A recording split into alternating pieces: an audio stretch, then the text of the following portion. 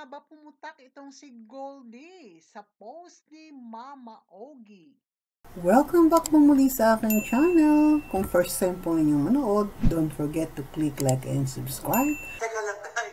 Eto may nag-react sa post mo.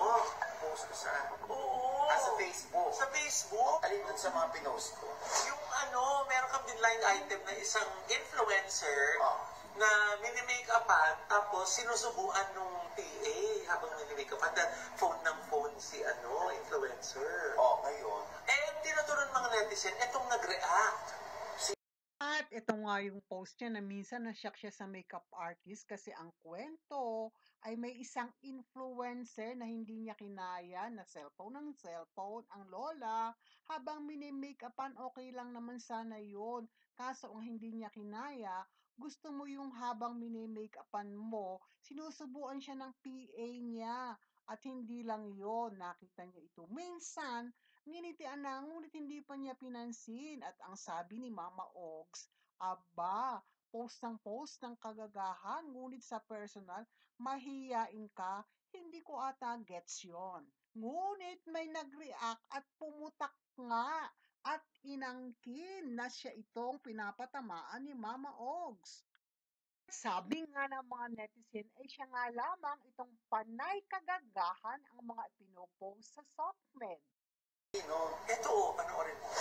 What is this? What is this? Wow, patulog na talaga ako, guys. Pero a lot of people have been mentioning me na ako daw yun.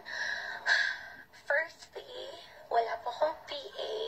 Secondly, I do my own makeup. And thirdly po, I've never met or have seen Mr. Ogie Diaz in person. So this is so far from being me po. So I just wanted to clear that quickly on here. So, yun lang po. Good night. Talaga namang wala kang personal assistant sapagkat ang two-time gold medalist ang ginagawa mong assistant mo, taga-bitbit mo ng bag at higit sa lahat ay under Desire Anila. Gusto mo lamang magpapansin kay Ogie Diaz at magbabaka sakaling ma-interview kanya. Ang tanong, kakagatin kaya ni Mama Ogs o ni Ogie Diaz o magka-interes nga bang interviewin ka? Kaya pala pumutak. Nay, si Chloe San Jose ba yung tinutukoy mo? Basta hindi si Chloe po yun At maski nga po idinanay naman ni Mama Ogs o maski lang si Ogie Diaz na columnist ay kay Chloe San Jose ibinato at pumutak naman siya dahil nga interesado palang ma-interview ni Mama Ogs at higit sa lahat ang sinasabing mga kagagahan kasi ang post at ito nga pinabababa ang premium ni Kaloy na siya niyang sariling PA.